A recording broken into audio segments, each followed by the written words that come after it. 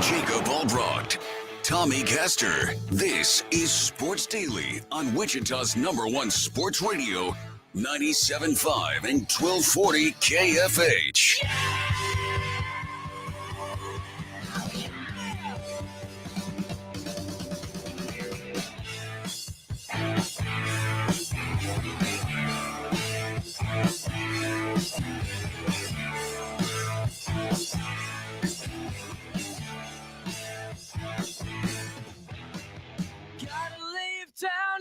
Welcome in, everybody. It's Tuesday on Sports Daily here on KFH. Thanks for tuning in here, 97.5 on your airwaves, 1240 if you're on the AM dial. Glad to be here. You might be streaming us on the Odyssey app or online at kfhradio.com. You might be watching the video stream with us on Facebook, YouTube, Twitch.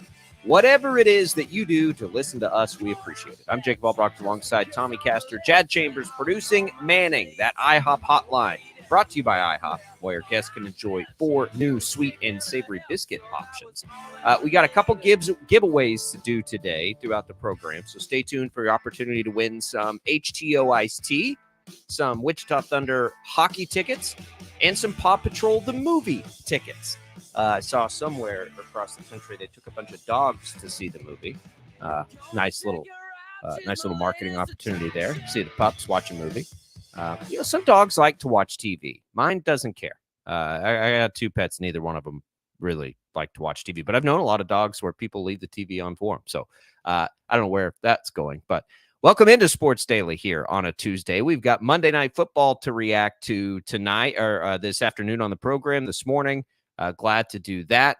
Major League Baseball coming down to the chase. Start to look ahead a little bit to some college football this weekend. Dan Israel, executive producer of the Chiefs Radio Network, will join us at the top of the next hour to look back on, I guess, Taylor Swift, because there's not really just, a whole lot of excitement to talk about with that game against the Bears in a good way if you're a Chiefs fan. But we'll more importantly look ahead to the Jets and, can they present any challenges with Zach Wilson at quarterback? We'll get Dan's take on that. Tommy, good morning. How are you?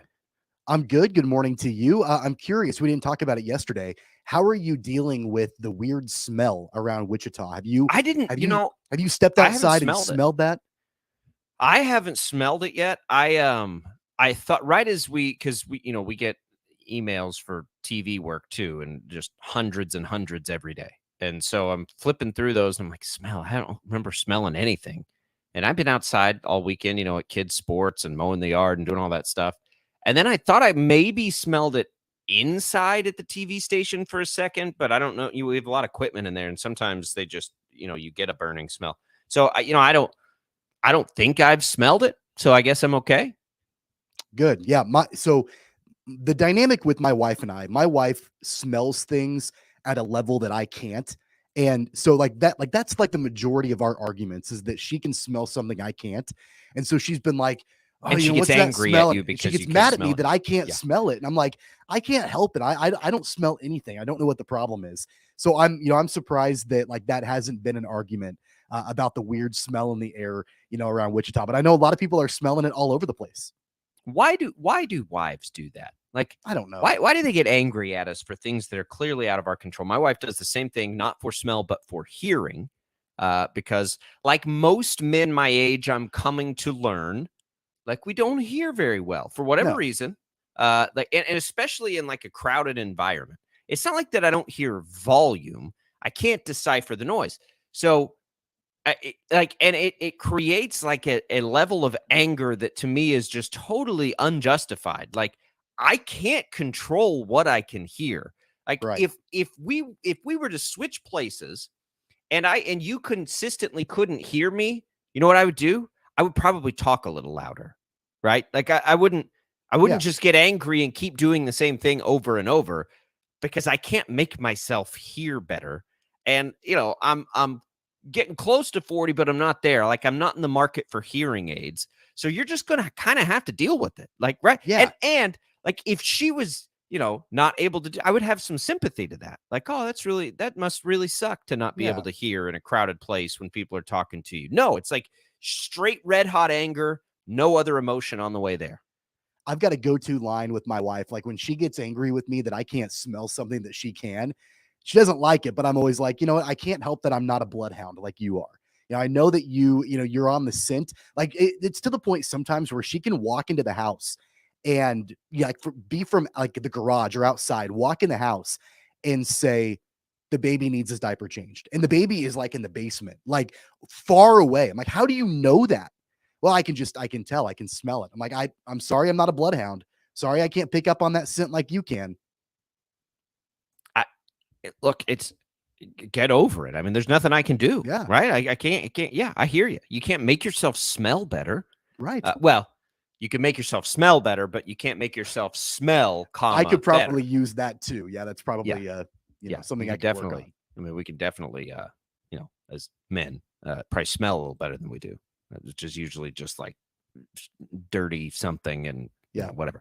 All right, let's dig it. Well, let's not dig in. Let's continue on side roads because it's Taylor Swift season, and I got to tell you, Tommy, like, so I've never been like a Swift hater.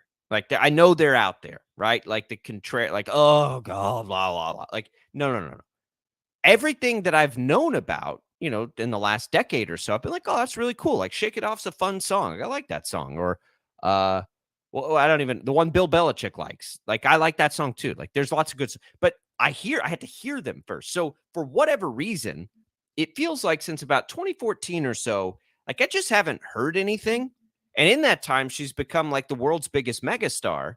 And this isn't just Taylor. Like this happened to me with Beyonce too. Like anything after Destiny's Child with Beyonce, I don't really know it. And then all of a sudden they're like the biggest star in the world. I'm like, how am I missing all this?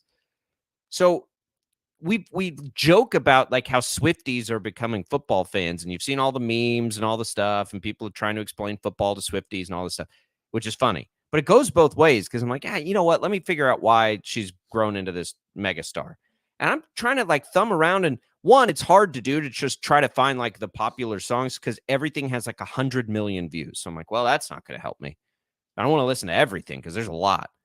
But I heard like a collaboration with Chris Stapleton, which was great. She was dropping F-bombs in songs, and I'm like, whoa, maybe that LFG next to Donna Kelsey shouldn't surprise me as much as it does. She's collaborating with like Bon Iver on a song, and which is my favorite, by the way. And I'm like, oh, this is good stuff. So, she probably needs to give Travis Kelsey a little credit too, because that might bring it. Now, I'm no Swiftie. I don't even know what a Swiftie is.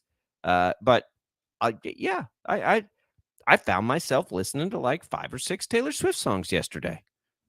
I mean, they're really good. And like the thing about it is that like you and I are not the target demographic for Taylor Swift. And I feel like, so I worked in music radio before I jumped on a sports show with you.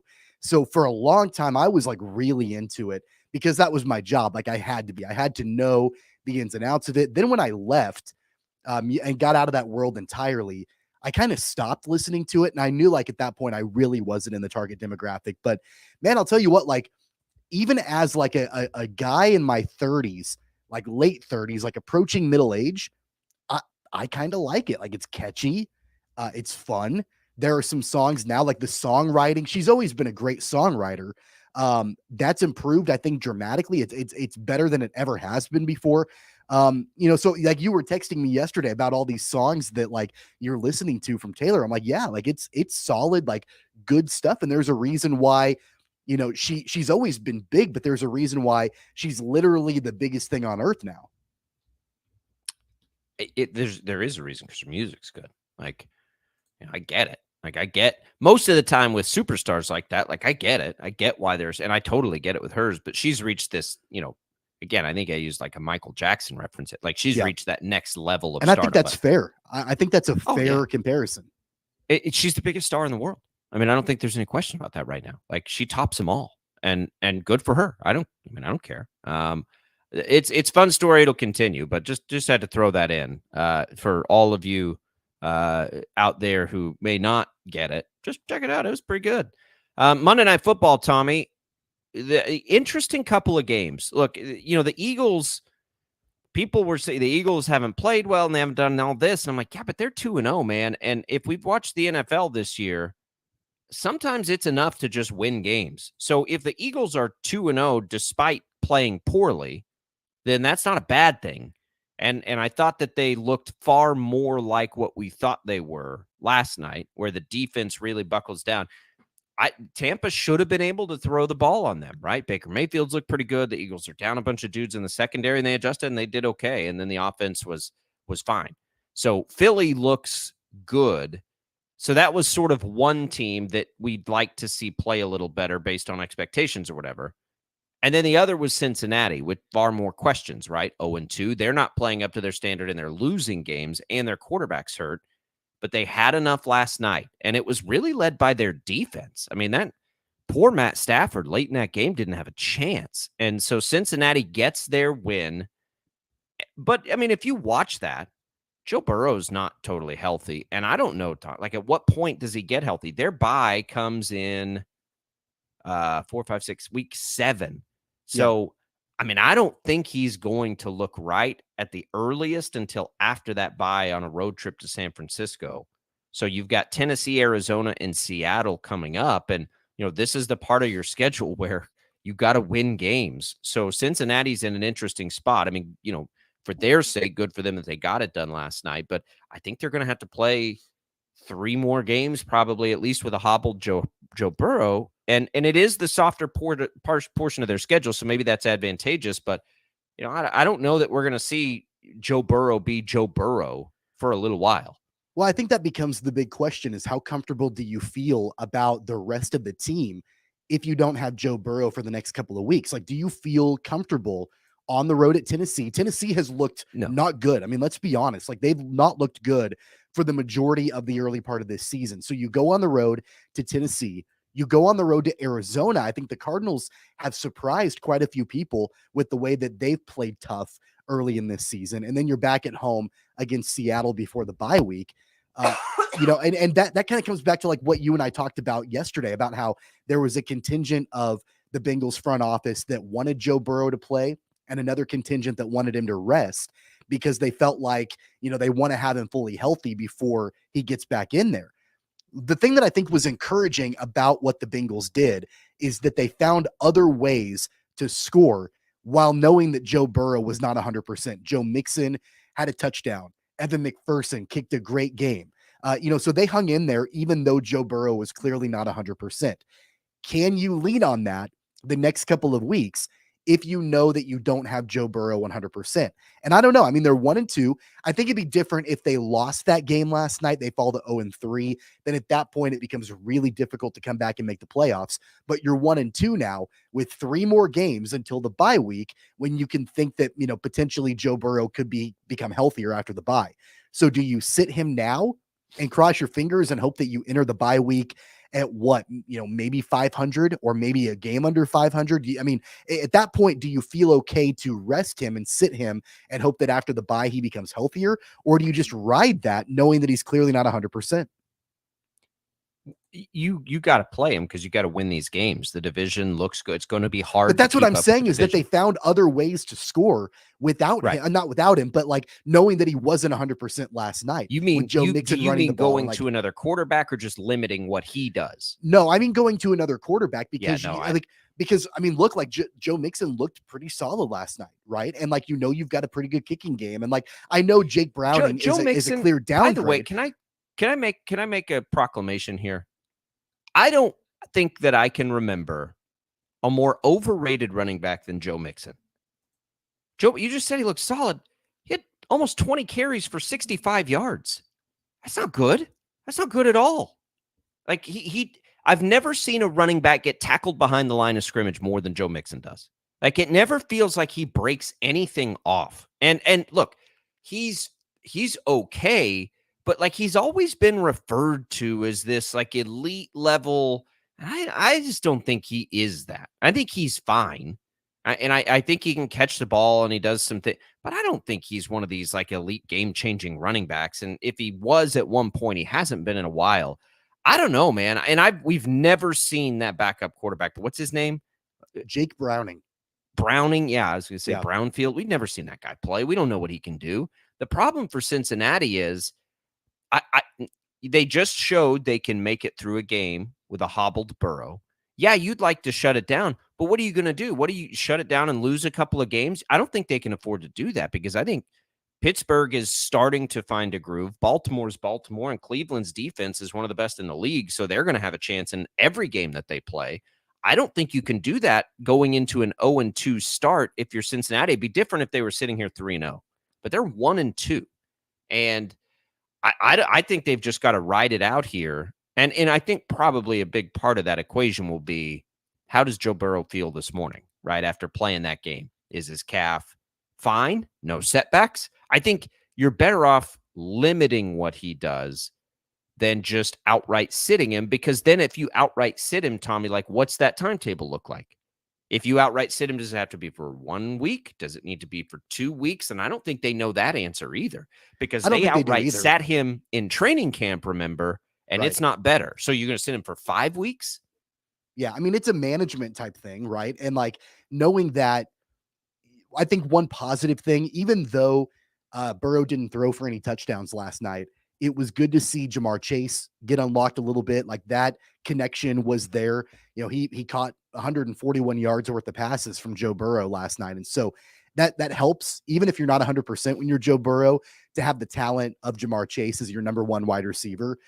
So that's good. Of course it is. I just look at where they stand right now in the division race, who they have coming up before the bye. And, you know, the fact that look, and I'm not suggesting that if they did this, they would be in a good position, but let's just say the decision was made after the game last night that, you know what, it's just not like, that calf is not getting any better. We've got to sit him down and have him come back after the bye. I don't think all is lost for the Bengals. Again, like, Jake Browning is a clear downgrade, but I feel like when you've got the wide receiver talent that Cincinnati does, we saw their defense step up and play really well last night. And then I know that you're not a Joe Mixon fan, but he is at least at the bare minimum serviceable as the running back for that team. I don't feel like if you sit Joe Burrow until after the bye, that all is lost for this team. I think that when you look at their upcoming schedule before the bye, Tennessee is a winnable game, even without Joe Burrow. I think even though Arizona has played really tough, they're probably a winnable game, even without Joe Burrow. The question then becomes, I guess, Seattle, but even then Seattle's not this incredible team either. So you've got 3 games. It's kind of the softer part of the schedule. And then the bye week. I don't think that even if you set Joe Burrow, and I'm not suggesting they will, but even if you did, that all of a sudden the Bengals will lose the next 3 games going into the bye, and then all of a sudden they're 1-5. I don't see that happening. No, well, I don't know, man. Like, they went 0-2 with Burrow. That's, by the way, you'd be playing Tennessee, who has the best run defense, I think, in football. So what are you going to do? That you kind of need Burrow in that game. So then does it come against Arizona? Arizona just beat Dallas, and Seattle's good. But I think that these games become, if that ends up happening, I think that those games become, defensive battles, and the way that Cincinnati played last night defensively. I mean, you're probably looking at lower scoring games. I mean, Tennessee can't score to save their lives. Arizona, I don't think you trust them to put up a ton of points. So you're looking at probably lower scoring defensive battles. And at that point, I think the question then becomes, can Cincinnati hang on defensively compared to these other teams? I mean, Tennessee lost to New Orleans by a point and beat the Chargers. Cleveland shut them down, but I don't think Cincinnati's defense is Cleveland's defense. I think, look, and this is all relevant, right? Because we consider Cincinnati to be one of the contenders in the AFC with the Chiefs. Like, they're the team we're looking at and we're watching on this. So it sort of does matter how they want to play this. And I get it. I get the risk of it. And again, like, if he doesn't respond well to playing yesterday, today, and it's setting him back, they may not have a choice, because the end game is you need him healthy. Like, a hobbled Joe Burrow isn't leading the Bengals to a Super Bowl, which is their goal. So if he continues to play, is he going to be able to get better? Or if you shut him down now, you're shutting him down for 4 weeks and can't, like, that's risky though in the division and the conference that they play in, because there are a lot of good teams in the AFC. We know that now. And can they survive that if they lose 2 of those games? And now they've got 4 losses and they're 2-4 going into a bye. By the way, 2-4 at that point still, with games coming up against San Francisco, Buffalo, Baltimore, and that's Pittsburgh my point. Twice, Like, Kansas City, Cleveland another time. Like, wouldn't you rather ensure that at least he's, I don't want to say 100%, but at least healthier going into that stretch of the season? No, because I might miss the playoffs. The 49ers and Buffalo and Baltimore and getting into the division. Like, I think that at this, like, if you are, again, I'm not suggesting they're going to do this, but if there's a question about, when's a good time? There's never a good time, but when is the best time for us to rest Joe Burrow? Right now, going into this stretch of the schedule, probably is. Yeah, but the problem is they lost those first 2 games. So here would be my issue with doing that. And again, his physical status is going to determine this more than them strategically trying to place this. That's impossible to do in the NFL. But let's say they just lose one of these games and they go into that bye 3-3. Okay, at San Francisco, that's a tough ask, right? Buffalo, even at home, at Baltimore. But you'd like to think he's healthier at that point. I understand, but even if he's at full strength, at San Francisco is not a game you're going to pencil in as a win. Well, so no. That's 4 losses. But all of a sudden I don't think that's fair to say, well, that's 4 losses. Like, well, Cincinnati, but if we're trying to predict what's going to happen in the schedule, I think it's fair. Like, if you're trying to look at it, like, even if they're going to be underdogs in that game. A full strength Cincinnati and a full strength San Francisco. Cincinnati's the underdog at San Francisco. But even if they enter in, and let's say they rest him, they go 2-1 in the next 3 games, they hit the bye, he's close to 100% going into that 49ers game. Even if they are 3-3, I understand they're going to be underdogs, but they're still Cincinnati with potentially a fully healthy Joe Burrow. So the point of all that for me is how many losses and you can still get into the playoffs in the AFC this year. What do you think? 6? I was going to say 5, but yeah. Yeah, 5 or 6 losses. If that's the benchmark, that means you've got to only lose 2 or 3 more games the rest of the way, and they have some brutal road games. Sure they do. And wouldn't you want to have your quarterback, who just signed a massive contract, be as close to 100% as possible? Yeah, but I'd rather not potentially have 3 losses going into that too. Again, if he responds fine today and it didn't aggravate the calf, then you just keep letting him hobble through. To me, like, if it's not going to re-aggravate anything and you just need to get to the bye. The problem I would have with sitting him, Tommy, is they sat him for the entire training camp. He got hurt early. He sat the entire training camp and preseason, and it still wasn't right. So who's to say sitting him for 3 weeks? Right, but what if you sit him for 3-4 weeks and it's still not right? Then what are you going to do? Keep sitting him? I would rather rest him now in a softer part of the schedule. But you don't know that he's going to get healthy. You don't know that, but at least you feel like, okay, like, this is giving us the best chance for him to be healthier going into the really brutal part of the schedule. They did that once and it didn't work, though. I don't know what they're going to do. It's a tough spot, and it's a tough spot for a team that feels like they can win a Super Bowl. So we'll see. It is one of the more interesting storylines early in the season. They played on Monday Night Football there. we'll continue down that road. We can look at the other game, sort of power rank things here now in the NFL as we're through a week on Sports Daily. Glad to be with you. Jacob Albracht, Tommy Castor. We'll be right back.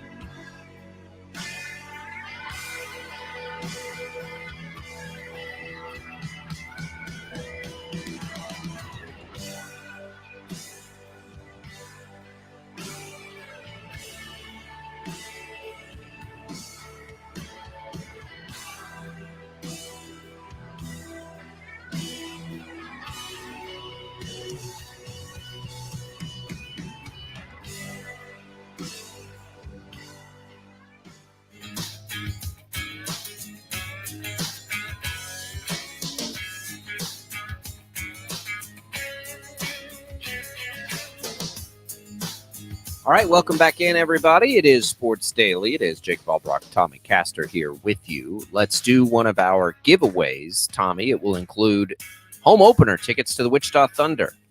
Details. Yeah, we're coming up soon. We're less than a month away. Interest Bank Arena, October 20th, the Thunder kickoff. This is our 32nd season in Wichita. So that's pretty awesome. But yeah, we played the Kansas City Mavericks on opening night at Interest Bank Arena. The puck drops at 7:05 on that Friday night, October 20th. And we'll give you a pair of tickets to opening night. So a pair of tickets to Wichita Thunder's opening night. We'll throw in a pair of free iced tea cards from HTO. Just rolling out the new fall seasonal flavor, Peach Cobbler, both sweet and unsweet, along with 24 other flavors of iced tea. You can get that at Wichita East, Wichita West, or now in Derby. Those will be good for any of those locations. That prize pack available for our second caller right now on the IHOP hotline, 869-1240. Jad will get us a winner as we make our way through the segment here. Okay, so we talked a lot about the Bengals there because, I think curiosity leads us to that way. By the way, Joe Burrow said the risk to be 0-3 outweighed that risk of injury. I don't think his opinion will change on that. The Eagles apparently yesterday were dealing with some flu. Some of the guys were sick, and I think that's society, by the way. But they played through it. It sounds like, and they won. And they won 25-11. And I think most importantly, if you're an Eagles fan or if you're trying to establish where do the Eagles sit in things, a couple of things stood out to me. Jalen Hurts still isn't quite there yet to where he was last year. We'll see because remember, he had an offensive coordinator change and a guy that really unlocked him. So I think that adjustment will be a little slower going.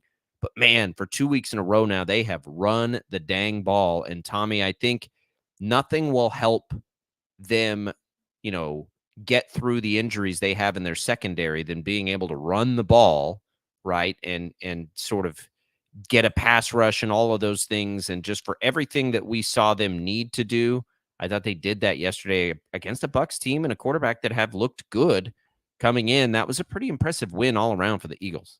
Oh, and it does unlock a different phase of that offense that we have not seen really from the Eagles. I mean, I remember, last season, even the seasons before, I mean, it was running back by committee a lot in Philadelphia, like Miles Sanders and Boston Scott. I know Kenneth Gainwell is still on the team, but you would look at the box score and there would be 4 different running backs that are each carrying the ball, 6 to 10 times a game, and they're, whatever. Now you've got a bell cow running back in DeAndre Swift. I mean, the guy looked awesome last night, and that's a really good acquisition. It allows you to lean on him a little bit, as opposed to having multiple different running backs that have different styles. When you have that level of trust in one guy and that you can give him the ball, like DeAndre Swift averaged over 8 yards a carry. Now, that's not going to be the case every single week in the NFL, but he's an effective runner. And when that you can hand him the ball multiple times in the game and he's going to be effective, man, that just takes the pressure off of Jalen Hurts a lot. And he doesn't have to be Superman every single week. He's going to add some yards on the ground. That he's going to be able to, find guys like Devontae Smith and AJ Brown and others. But having that security blanket in a guy like DeAndre Swift, that adds a different wrinkle to the offense for Philadelphia that really they haven't had before. I agree. I mean, Hurts didn't run it effectively, but the other guys did. And Swift's a talented player. We'll see. He's not been able to stay healthy over the course of his career. But Philly, I think the reason we all liked Philly is because it's last year's team minus an offensive coordinator, but plus some really talented guys. And so it was impressive. And they're probably right there. Swift ran for 175 yards the week before, and so you're talking about back-to-back weeks where he's been really effective running the football. And, even if you've got Jalen Hurts dealing with flu-like symptoms or whatever before the game, knowing that you've got somebody like Swift, if he can stay healthy, I call them a security blanket. I think that's really going to help their offense be able to know that you can lean on him if he's healthy. It's been health that's been his, bugaboo. He's had plenty of time to be, give us the injury history that he's had. And I think that's part of the reason why Detroit, was ready to move on from him in the first place. Another quick NFL note, and we'll talk more about Zach Wilson with Dan Israel at the top of the next hour, Chiefs Radio Network executive producer for our weekly visit. Did you see Joe Namath? I mean, Joe Namath's not even scared to go public with his disdain for Zach Wilson. The Jets have got to do something else. Tommy, anything else would have to be better than what we're seeing from the Jets offense. It's annoying to me because it's seeing Breece Hall just be able to get nowhere, right? And that I don't like to see that either for Breece the Beast. So and Garrett Wilson too. Garrett Wilson's incredible. And it's just you've got these star players who can't do anything because your quarterback cannot do anything. I would take Justin Fields over Zach Wilson right now so fast. Anything is better. What are they doing in New York? Why are they so stubborn? We all know it was a bad draft pick. You're not going to trick us and convince us that otherwise. It was a bad pick. So what? Teams make bad picks at quarterback all the time. Well, it was a bad draft pick, but then it looks to be also a bad decision to hang on to him in the offseason to back up Aaron Rodgers, right? I think that clearly Mike White is a better option.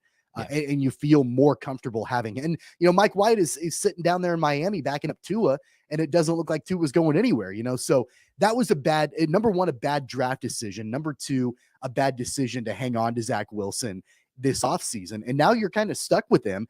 And really, Robert Saleh and Joe Douglas, the GM, they're kind of tied to Zach Wilson right now. I understand why both of those guys are we're committed, and Robert Saleh reaffirmed, his commitment to Zach Wilson yesterday.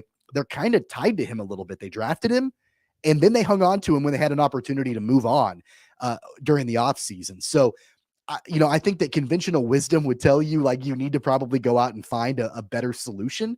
But man, I'm not going to go so far to say right now that I think that Robert Saleh's job is tied to Zach Wilson, but I do think that there is a contingent of Jet fans that would say look, we're ready for something different, and we need you to make that bold move to go out there and find somebody else and quit losing games because you're committed to a guy that you drafted and hung on to for too long. No question. It's dumb. It's dumb. And I don't want to put it so bluntly, and it never really is this way in the NFL, but they don't have a chance against the Chiefs with Zach Wilson at quarterback. No way. They don't. Obviously we know what the Chiefs defense has done through the first 3 weeks. And when, and the way that they really contained Justin Fields, Justin Fields has not looked good this year, but you're going from Justin Fields, who's not looked good, even worse, here's Zach Wilson coming in. I would imagine that the Chiefs defenders are licking their chops this weekend to be able to go up against a guy like Zach Wilson. They are. I'm trying to think of a scenario. Again, we'll talk to Dan about this, where you're okay, I could see that, and that would be the reason for. I remember I heard this weekend. Jad's got a cut of, I think it was 2 weeks ago when I was talking to Dan Israel, and I was yeah, there's this perception that there's a soft portion of the schedule, and it's Chicago, and it's the Broncos twice, and the Jets. Maybe that's maybe a little less misleading. I was wrong. It's not misleading. Yeah. Right. The way it looks right now, the Broncos look like one of the worst teams in football. And the Jets, I don't think the Jets are a bad team. I just don't think the Jets are giving themselves any chance to win. Could they make this game ugly? Could they give the Chiefs offense a hard time? Could they get a run established if all the planets align and be able to get Breece Hall in the running backs 25 carries? Yes, and that would make things uncomfortable for the Chiefs, but there's no way that's enough, right, to get a win against the Chiefs. And that's what, when I watch the Jets right now, it's can they get it, ugly and kind of mess around and be in the mix? Because they were in the mix at the end of the Patriots game. Right. Yes, they can do that. Can they win, though? No. And I'll be the first to say I was wrong too about the Jets. Like as soon as Aaron Rodgers went down, I remember being on this show and saying, look, like if they lean on Breece Hall and Dalvin Cook and the defense, like they can be okay, even with Zach Wilson at quarterback. But the bottom line is that they're playing from behind so often, they can't get in that game script to allow Breece Hall and Dalvin Cook to do anything. And it just is the recipe Patriots for just disaster. sold out and bottled up Breece Hall. Like they can Right. the defense can just sell out and say, well, you're not going to run it on us, throw on us. All right, let's go to Sean on the IHOP hotline. Wants to join us, talk a little Jets. What's up, Sean? Morning, guys. Jets quarterback, and you're talking about finding somebody else right now. Guess my question is, seriously, who? I mean, there's going to Literally have anybody, people that's going Sean. to say Tim Anybody. Tebow and Colin Kaepernick. Leave those out of it, and in a serious conversation, who is anybody that is going to come in, no training camp, couple of weeks into the season? The most serious name that I can think of is Tom Brady. Really? Who else is there going to be? Number one, I would say Joe Flacco showed us last year he's better. He just is. He's better. Joe Flacco's better than Zach Wilson. There's no question about that. So you could start there. You can at least explore a trade. I mean, who's their backup quarterback right now would be another question. Tim Boyle, who's been around for a number of years. That's the thing. Like, there is nobody that's going to make it worse. So you've given this now 3 weeks. And by the way, we're in year 3. Okay. So go with anybody. Like, we know that this isn't going to work. What's Carson Wentz doing? Like, I know Carson Wentz hasn't been good. He's been better than Zach Wilson. Everybody's been better than Zach Wilson. The biggest names I've heard, serious names that I've heard, is Nick Foles and Carson Wentz. Those two names I have heard on national shows and things like that. But yeah, I mean, look, Wentz would be a fine option. I'd start with Flacco because we saw Flacco on this team last year, and he looked way better than this. Way better. So that's where I'd start. I like with anybody is better. But with Aaron Rodgers still on the payroll, are their hands tied with salary cap issues? Well, that could be a good point. Like Flacco, what's it going to take to get Flacco to come out? Okay, so if you're not even going to get that though, like if you're not able to pay somebody to come out, which seems unlikely to me because this team is really pretty talented, that somebody wouldn't want to come in and give it a shot. Like, who's everybody's third string quarterbacks? I mentioned, everyone's talking about Kirk Cousins. The Vikings are not going to bail after 3 weeks. And we appreciate the call, Sean, as we're going up to a break. I would call the Cowboys. Cowboys have Cooper Rush and Trey Lance. Either one of those guys available, Cowboys. You don't need 3. So can we? I've mentioned we overpay for somebody here? But I think that it ought to be worth a phone call to Cam Newton. I know that Cam Newton's skills are diminished, but man, like he's sitting out there, just if he I think at this point, all you're looking for is somebody to give you a fighting chance. Like I don't suggest that even with the team that they have compiled right now, you bring in a Joe Flacco or a Carson Wentz, that this team all of a sudden becomes really good. I'm not suggesting that, but at least these guys would give you a fighting chance. And look, I'm bailing off of this because I wasn't not a supporter of Zach Wilson, but I thought, okay, like there can be a scenario here where Zach Wilson can still lead them to like some kind of success. I'm off that bandwagon now. Like, move on. Find somebody else to at least give you like something. He's not giving you anything right now. And do it now because you're not going to beat the Chiefs anyway. So let somebody get in there and, get acclimated this week. Zach Wilson's quarterback rating is 57. Like he barely completes half of his passes. It's crazy. I've never seen anything like it. 869-1240. Congratulations to Frank, who wins our giveaway here in hour number 1, the Thunder tickets and some HTO. Congrats, Frank. We'll come back. We've still got Paw Patrol tickets to give away. We've got Dan Israel coming up at the top of the second hour, executive producer of the Chiefs Radio Network. Glad to be here with you, everybody, on a Tuesday edition of Sports Daily.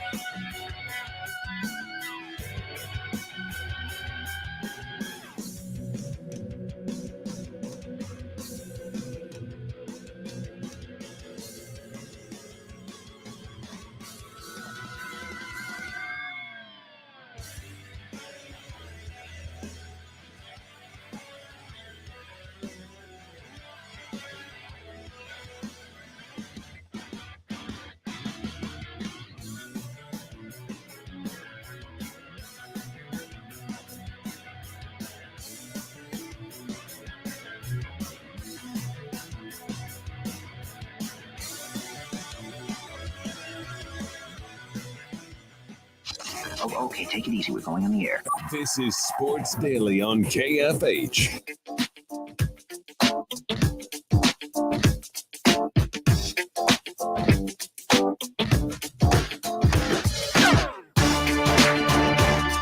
All right, welcome back.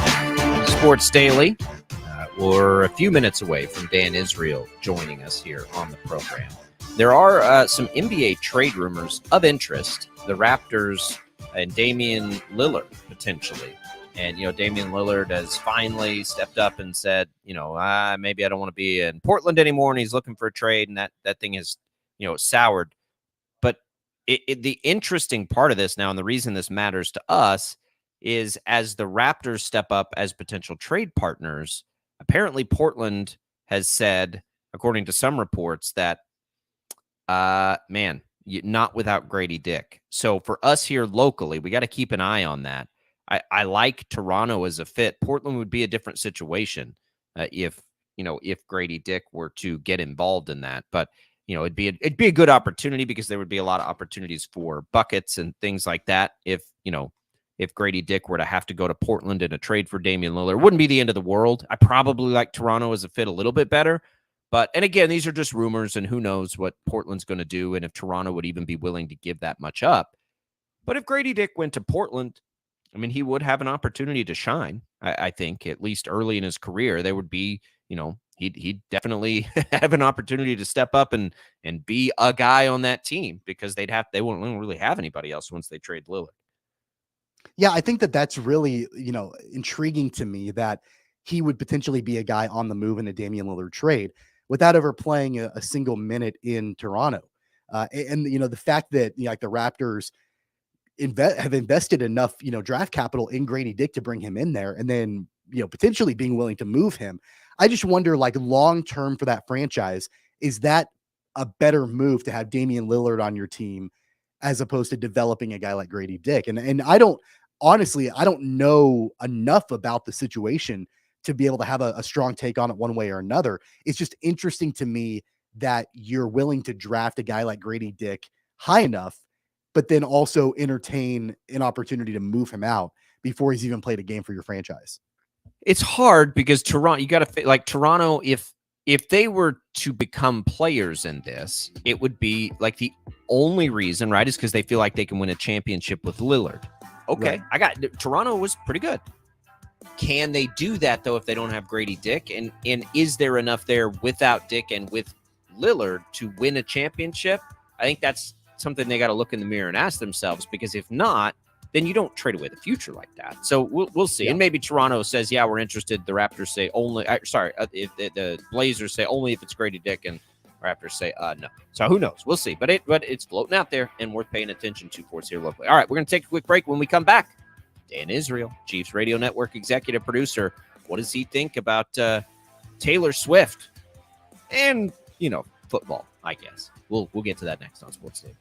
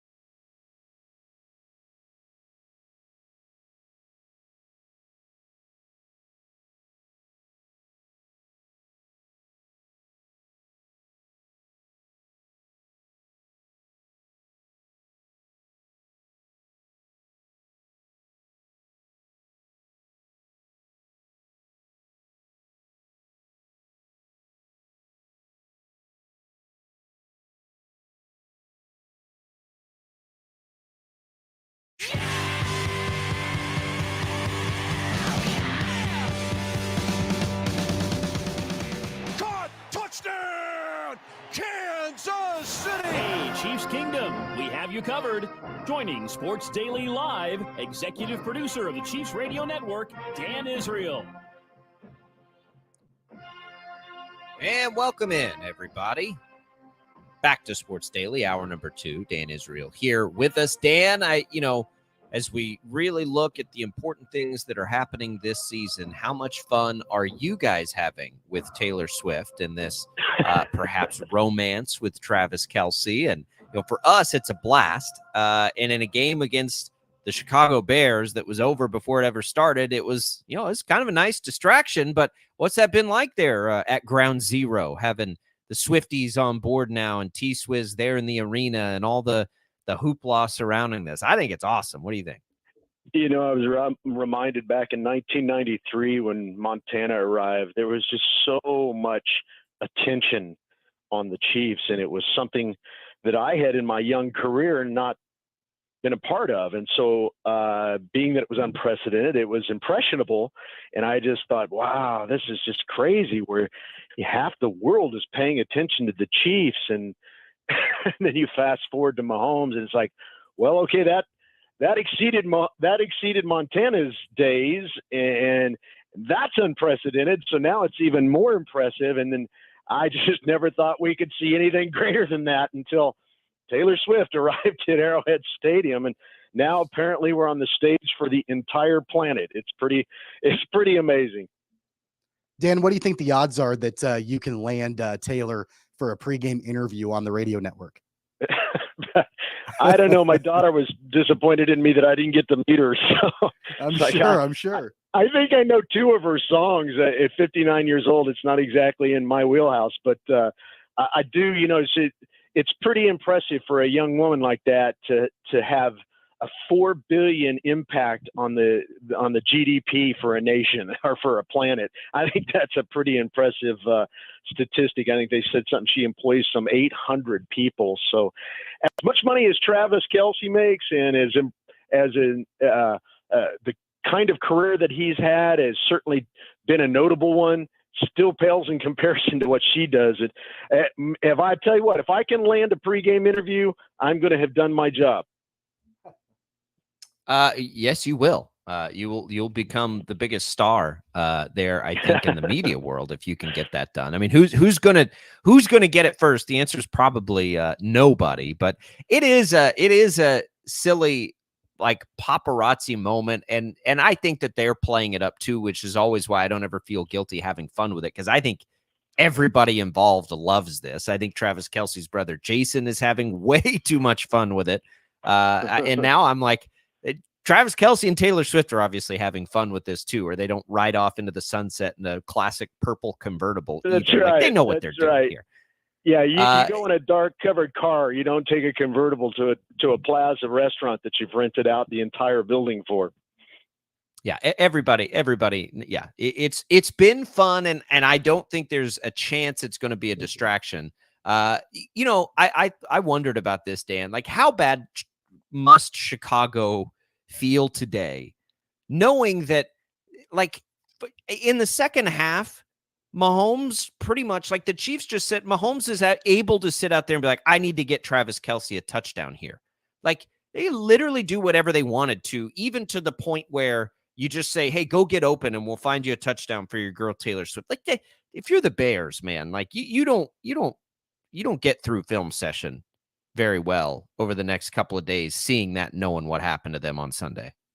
No, if there's 2 teams that don't want to watch film on Sunday, it's the Broncos and the Bears.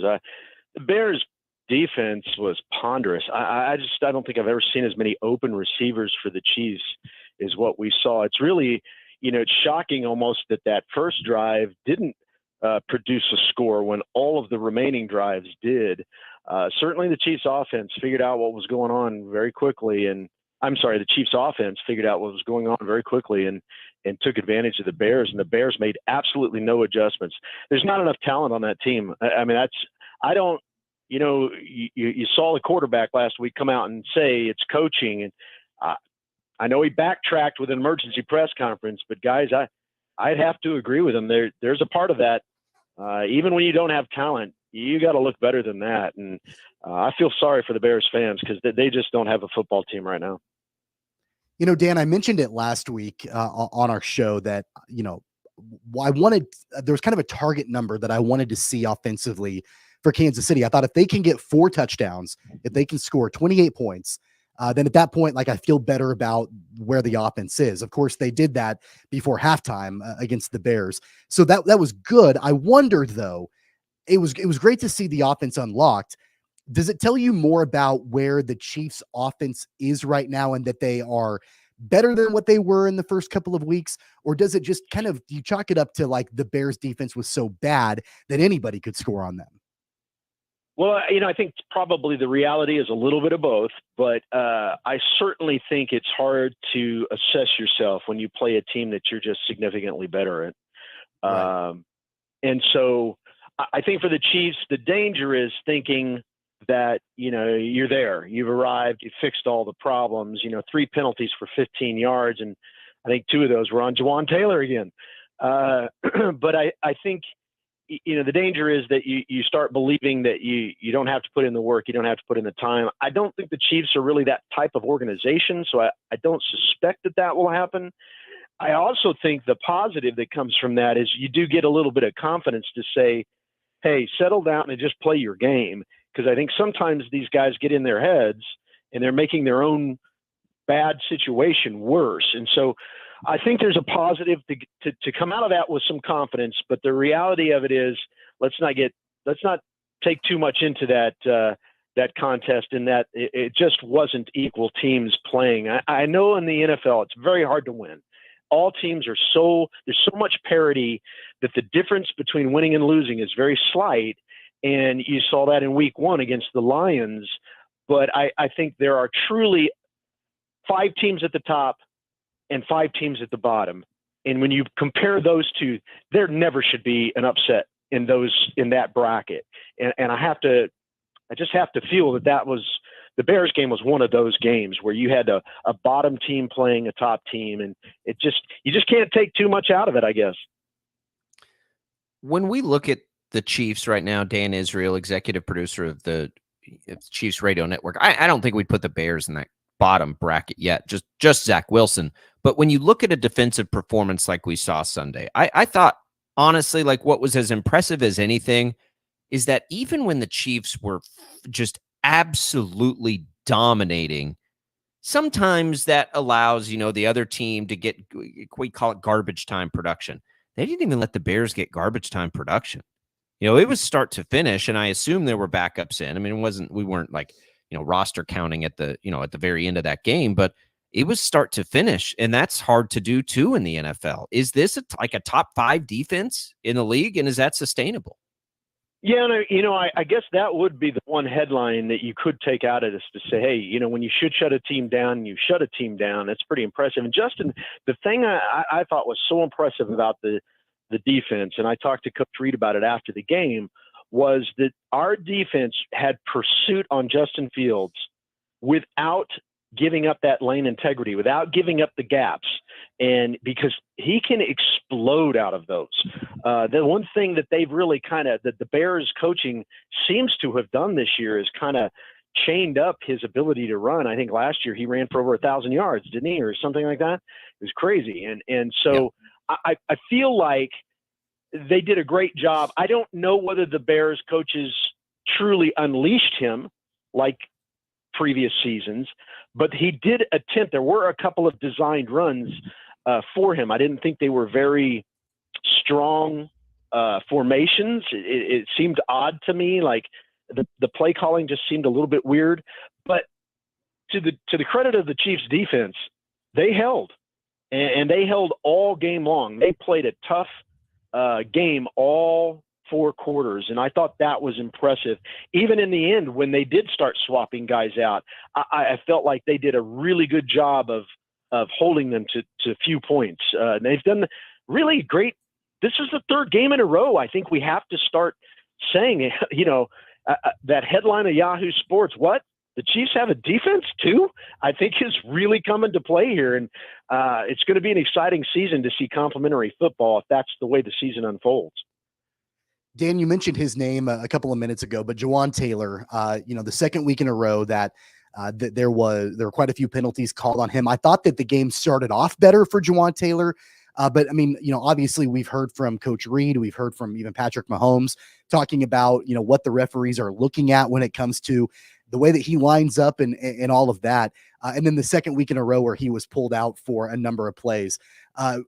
As we stand here right now, after seeing this happen for a couple of weeks in a row, what are your thoughts on the way that he's lining up, the way that the referees are calling these penalties, and what he's got to do moving forward?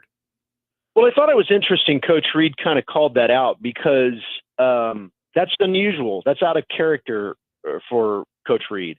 He doesn't typically do that. And so in my assessment of it, I've always thought there are two things with refereeing that I feel is probably more than two, but let's just start with the top two. There are two items with refereeing that I think are really hard to judge. Three, I'm going to say. One is the mechanics that are involved when the play clock runs out, I think are foolish. I don't think it always produces the proper result. I feel like there's a lot of teams that get an extra second from the play clock because of the way the mechanics of refereeing that are. The second is the situation with Jawan Taylor. There's quite often where I feel like there's guys off the line or on the line, the way they line up, not just with our team, with other teams.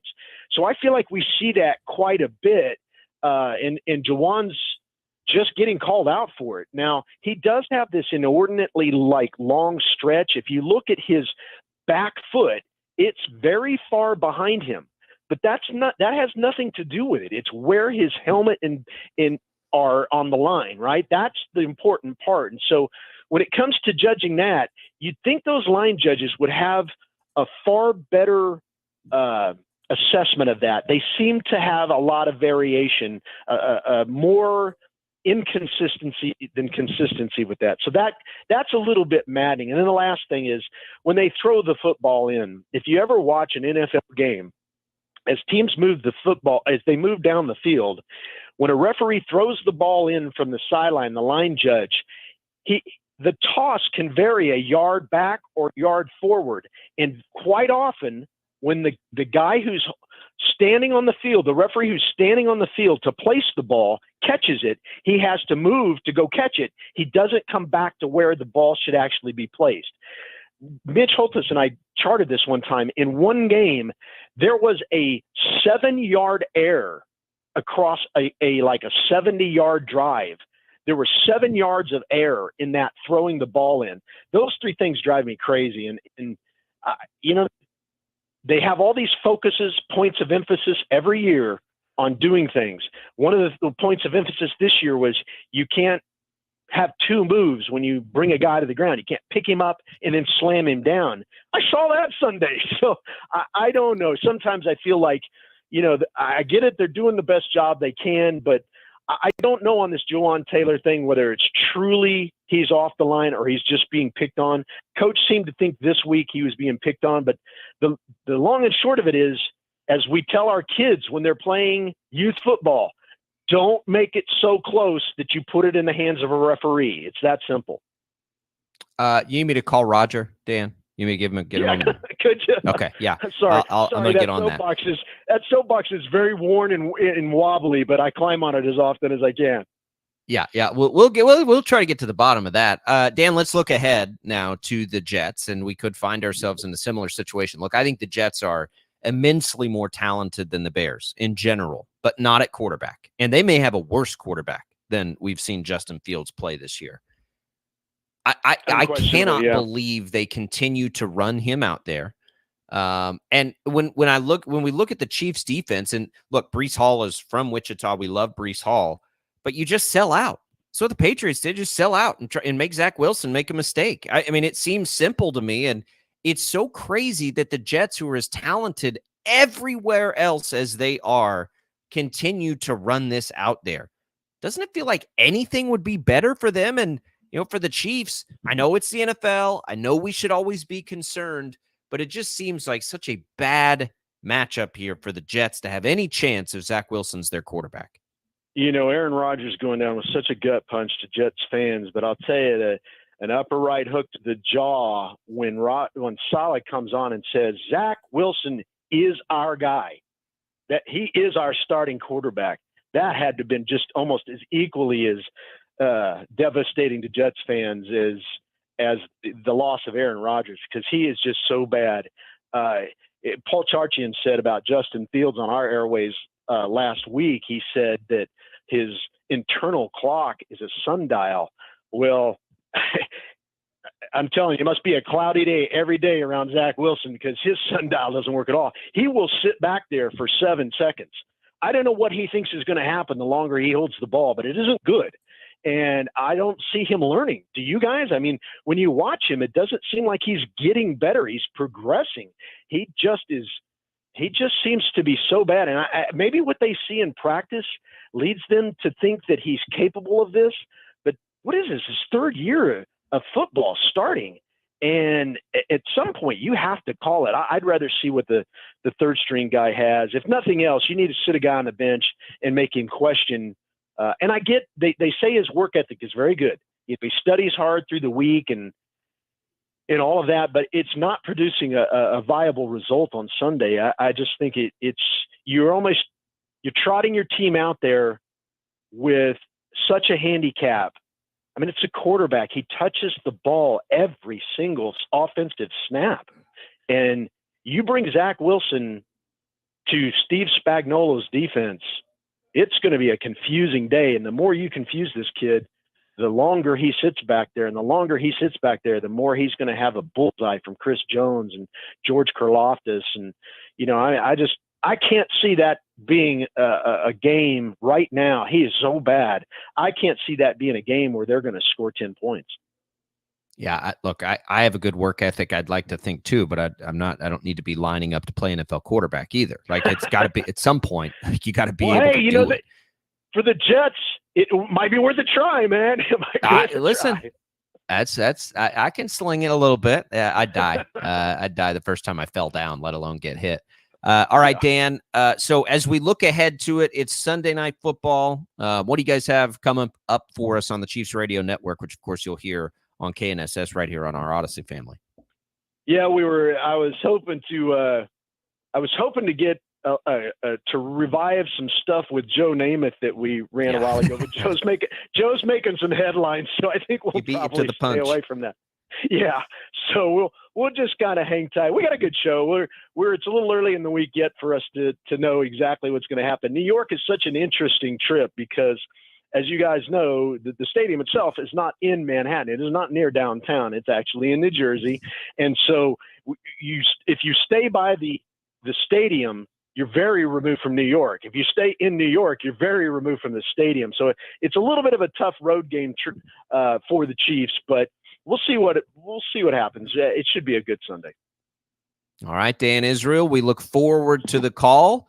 And you and I incorrectly stated, it was either last week or the week before, that this soft portion of the Chiefs schedule may not be as soft as we think it is. I was wrong. It's as soft as we thought it might be. Yeah, I'm with you, Dan. on that.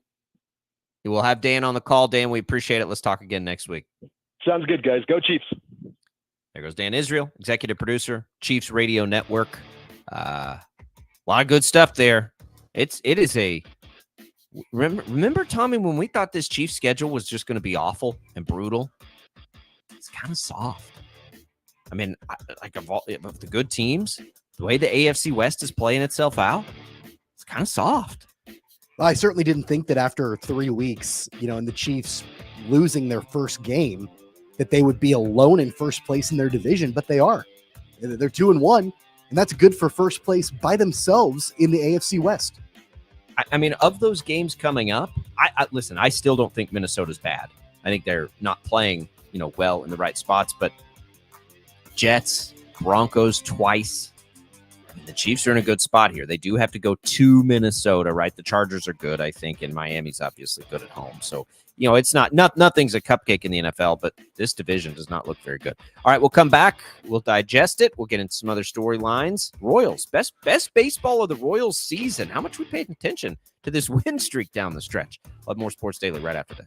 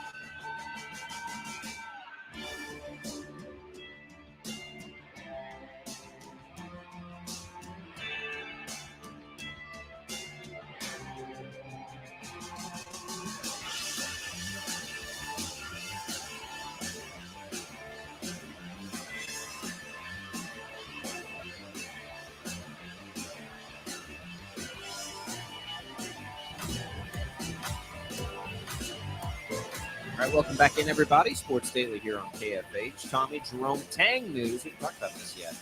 Jerome Tang extended. We'd sort of just, at least I have, I don't want to speak for everybody, just sort of forgotten about the fact that they kind of needed to get an extension done to alleviate any concern that somebody might come in.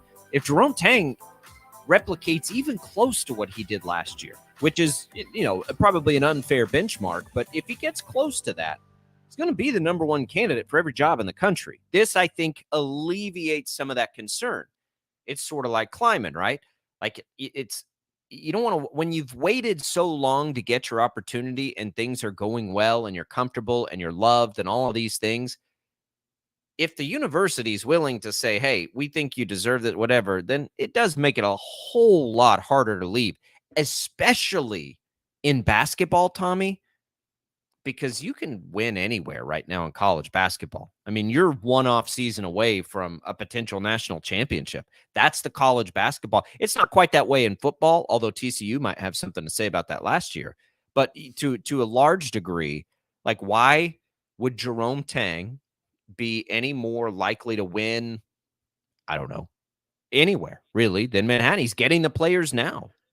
Yeah, and it's also at a point now where he's able to do whatever really he wants at that university, right? Like, he is beloved by the Wildcat fans and any supporter of Kansas State. And so this is striking while the iron is hot. It is not unlike, and we've drawn this comparison before, it is not unlike what Lance Leipold is doing for football at KU, right? Like, turning a program around, having a lot of success ahead of schedule, and then the respective universities doing everything they can to lock that guy up.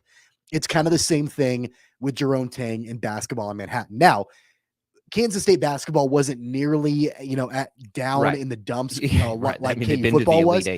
Right. But that being said, Jerome Tang really re-energized that program and built a culture there.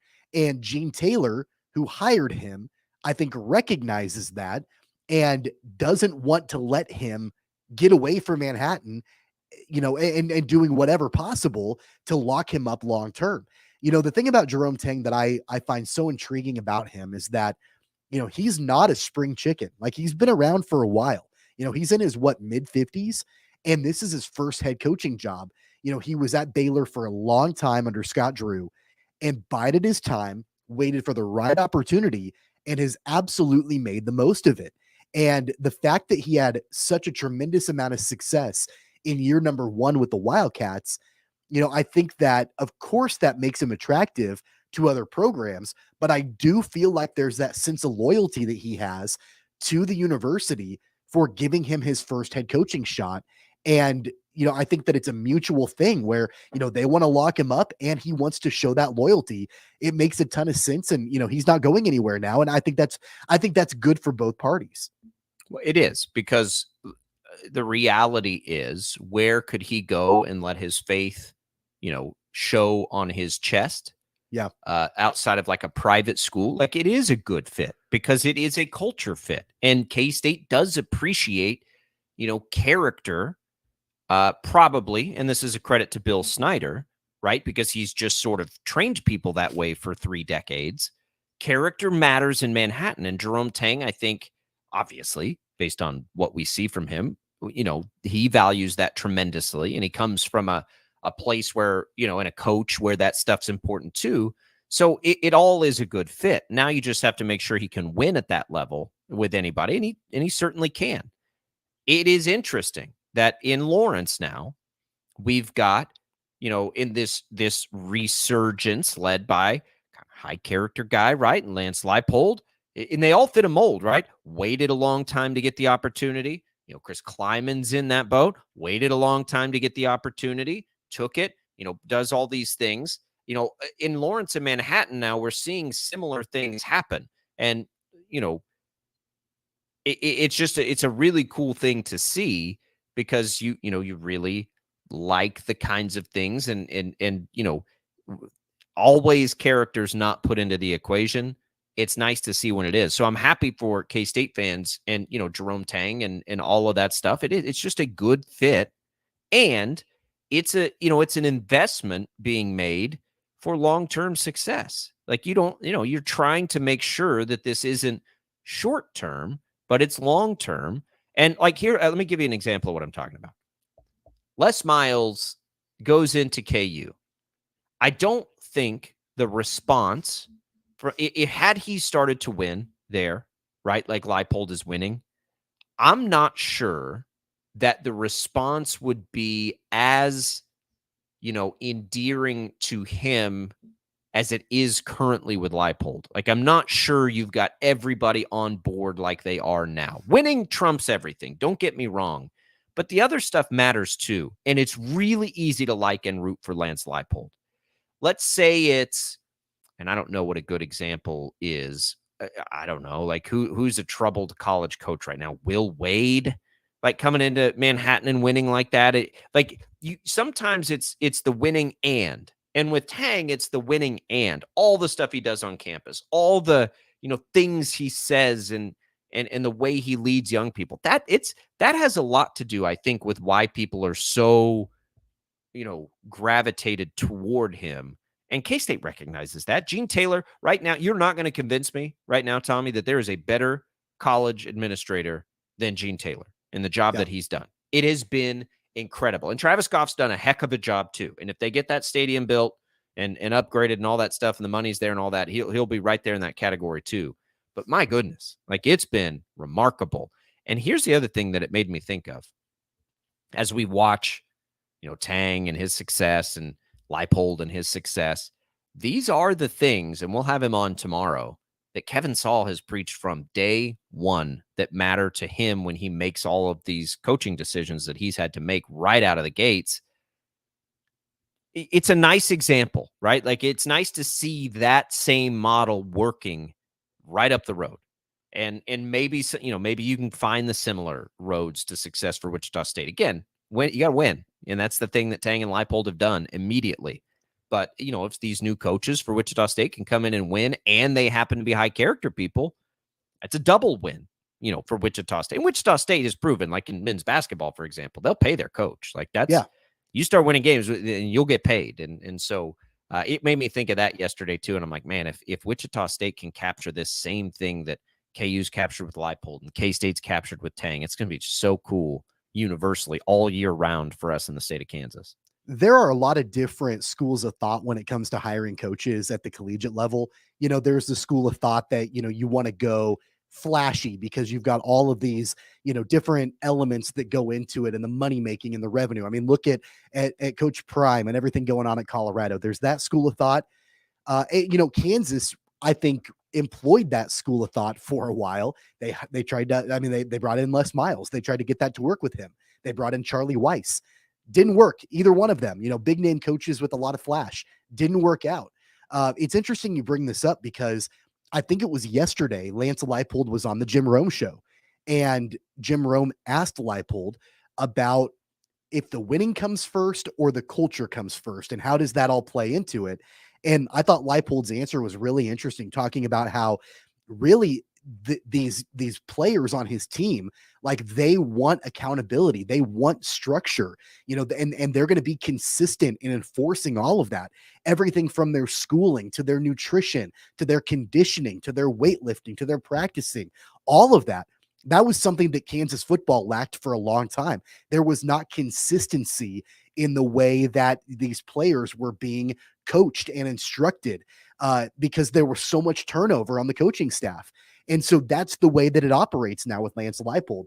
I would imagine it's fairly similar to what Jerome Tang is doing with the basketball program. Like there's consistency and accountability and culture and character and all of those things that like they're easy buzzwords to throw out there, but they're really difficult to implement on a day-to-day basis. And Jerome Tang is doing that, like high culture, high character kind of guy, kind of coach. You see that it's not just talk.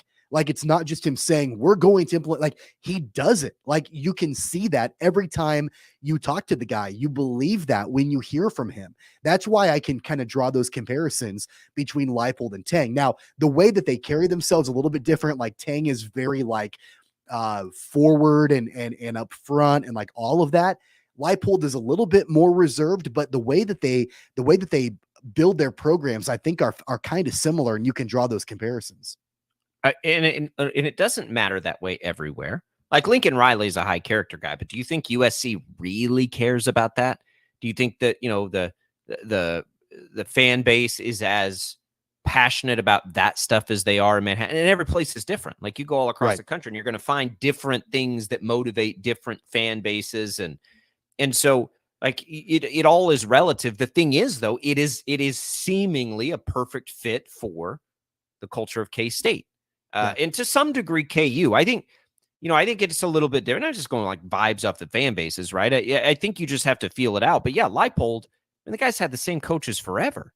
We are going to, and look, athletes are smarter than they ever have been on what's important. Like you better have a nutrition plan for me. You better have the most world-class, strength facilities that there can be. That stuff matters more now than anything because young people are educated about what's, important. I think if you went and you got honest answers, like genetics have, the most to do with being an athlete at this level. There's no question.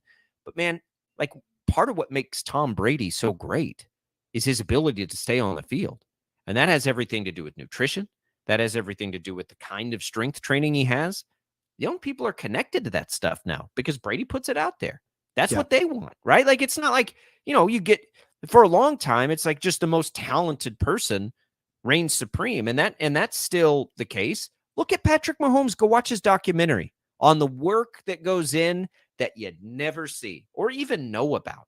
And he doesn't, like Tom Brady, put that stuff out there like Brady. I mean, that's, Brady's marketing it and doing his thing, but that stuff matters. And yeah, so that is an interesting answer. But and you know what? Also, like relating it back to Wichita State from what you mentioned a couple minutes ago, like the high character hires, like my interactions with Paul Mills, although limited, seems to be a high character guy.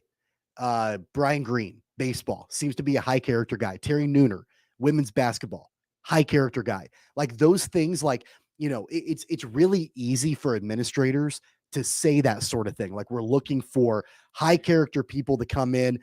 You can easily say those words: culture, character, like all those buzzwords, right? Like you see on the motivational posters on the wall. It's another thing to actually do it because you can say it, but really, like you've got to win, and like that's really what it comes down to. But I think that when you've got Kevin Saul and the way that he's talking about bringing in high character people, you can accomplish both things at the same time. It's really difficult to do, but Jerome Tang is doing it. He's winning and he's a high character guy. Lance Leipold is winning. He's a high character guy. Like you want to accomplish both of them. And I think that becomes that's the rub, like to have a really good person, but also win a bunch of games. Like that's really difficult to do. Well, and it's not just those two things, because let me say right now, I think Keith Adams and Isaac Brown were both tremendously high character people, right? So you have to do both. High character isn't enough. And you also have to be a cheerleader for the university, very public facing, very, charismatic, very connected to a fan base. I think those were some of the challenges Isaac Brown dealt with. And that's where you hope Paul Mills becomes more connected to that. That's where Tang has hit a grand slam. Yeah. Like you cannot quantify how much it's meant. And look, again, if they don't have the success at the same time last year, the Tang talks with students and his powerful messaging at the podium and in the locker rooms that, the university did such a great job highlighting, everyone's like, yeah, okay, cool, whatever. Right? Like, I don't care. Like what they're not winning any games. So it really is like, you have to have it all happen at the same time for it to work. And, K-State and KU are lucky right now. And we hope Wichita State can do certainly the same thing. Let's take a quick break. We'll come back here on Sports Daily. Jacob Albracht, Tommy Castor, Jad Chambers producing. We will hit on some baseball. The Royals, they're winning a bunch of games here down the stretch. They're hanging in there, giving you reason to watch. 6-game win streak. Oh, by the way, tied for the longest in Major League Baseball, coming off a sweep of the Astros. How about them Royals? We'll talk about it next on Sports Daily.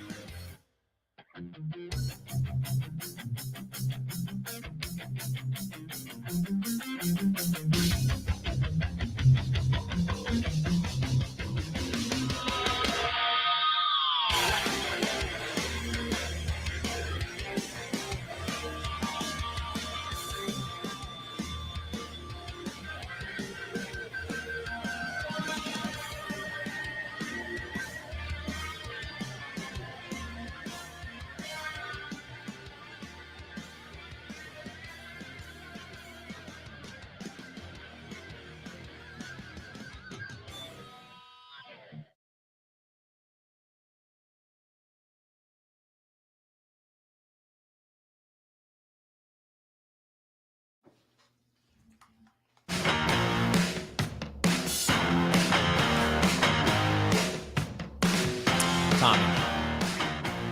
Chiefs Bears, most watched NFL game on any network this week. 24 million viewers on Fox. And oh, by the way, it ranked first among women aged 12 to 49. Travis Kelce jersey sales soared 400% so far this week. You can sit on your rocking chair and get mad and angry that anybody's talking about this, but if you don't see why this is fun and a big deal, and like whether they're in love or not, this is all very smart. I'm just going to say that. My favorite thing are people that are on social media saying things like, nobody cares about this. Literally everybody does. Yeah, everybody cares about it. Even you do. Even the guy griping that he doesn't care cares. You know, nobody now cares. Stop talking about. No, people care about this. Come on.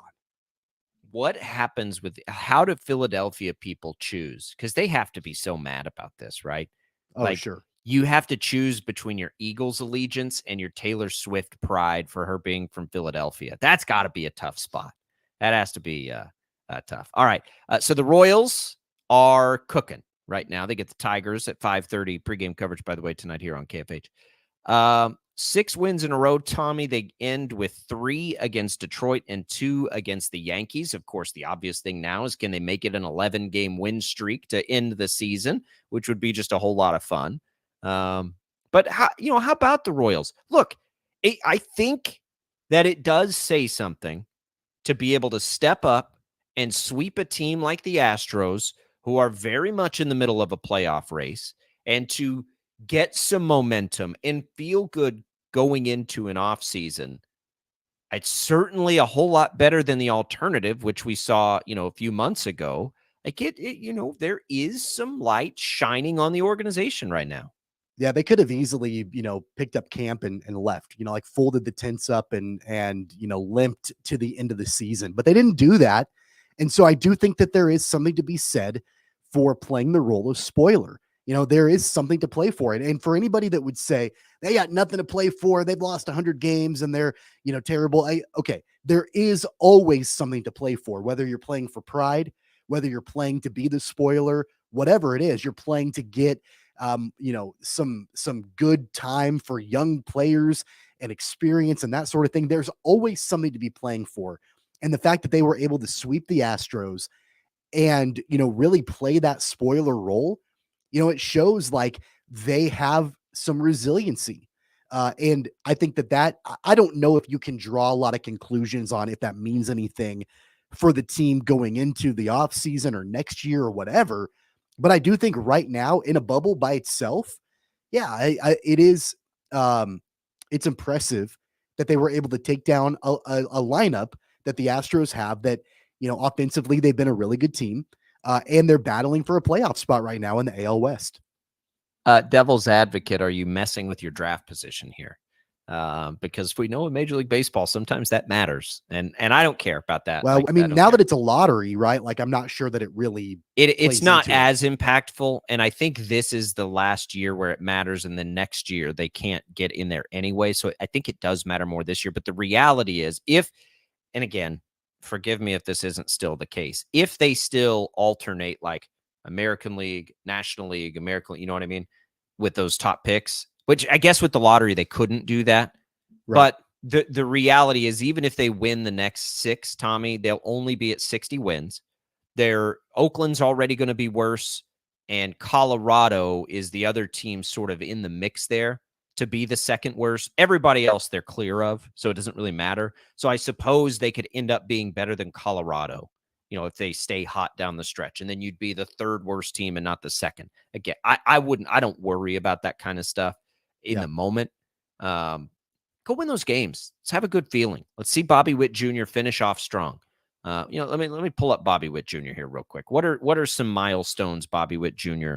could still attain in the next 6? Certainly getting to 30 home runs. He could get to 100 RBIs, and he could get to 50 stolen bases. So in the next 6 games, he's 1 home run shy, Tommy, of 30. He's 7 RBIs shy of 100, and he is 2 stolen bases shy of 50. How good would you feel coming out of this season to see Bobby Witt Jr. have 30 home runs, 100 RBIs, and 50 stolen bases? Oh, you'd feel great about it. Really, and especially considering hitting the way like that 275, which is way higher than we anticipated. Yeah, because he was like in the 230s, 240s. Yeah, we said I think we put it at like, if he can get up to, I think we said 260, it would be good. He's up to 275. Yeah, you feel really good about it, especially considering the way that he's ended the year as you get into next season. And the way that the mentality has shifted, I think even though the season has not gone the way the Royals have wanted it to go, the mentality around building the team around Bobby Witt Jr., is clearly, that's the direction that they have to go. And that's the direction they will go. So at least you have that cornerstone piece that you feel confident in. That the sophomore slump, quote unquote, is gone. It's out the window now. The way that he's ended the season is impressive. And now you can build on that, and you can build the pieces around him moving forward. Oh, it's so nice to be talking about anything optimistic with a season that's been so bad. Elsewhere in baseball, this American League West / AL wildcard chase is going to give me an ulcer. It's just so stressful. So stressful. Jesse points out, and we appreciate this, Jesse, Three worst teams in baseball all have the same odds at the number one pick. I'm going to take your word for that, Jesse, because I believe it, because that'd be a part of deterring tanking. So we appreciate that, Jesse. All right, we're going to take a quick break. We'll tell you what's on tap next.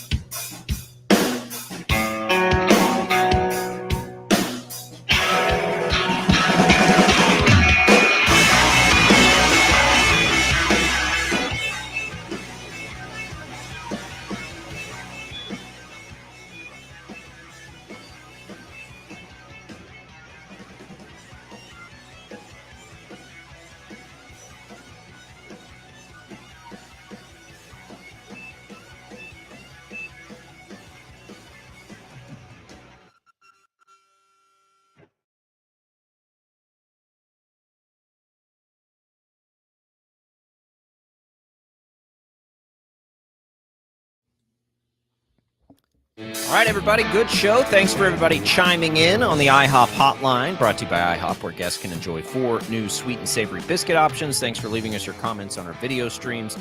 Appreciate it all. Jim Rome follows us. Bob and Jeff from 2 to 4. Royals tonight at 5:30. That's what's on tap here on the network today. We'll be back tomorrow. We've got Kevin Saul tomorrow for a weekly visit. Looking forward to that, among many other things. Tommy, don't mind me. I'll just be catching up on some T-Swizz music here. You're going to be a mega fan when it's all said and done. I don't have time to be a mega fan, but I could mix it into, whatever it is that I listen to. All right. For Jad Chambers, Tommy Castor, I'm Jacob Albracht. See you tomorrow.